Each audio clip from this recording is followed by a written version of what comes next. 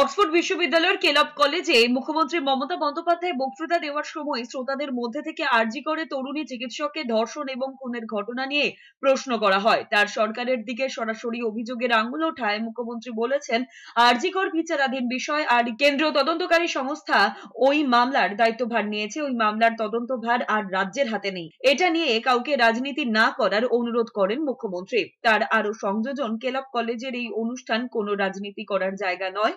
রাজ্যে এসে তার সঙ্গে রাজনীতি করার কথা বলেন Mamata Bandyopadhyay. You know, the case is sub judice and also it is central government has taken over. It is not with us. Please don't do politics here. It is not a political state that you can do it with me in my state, not here.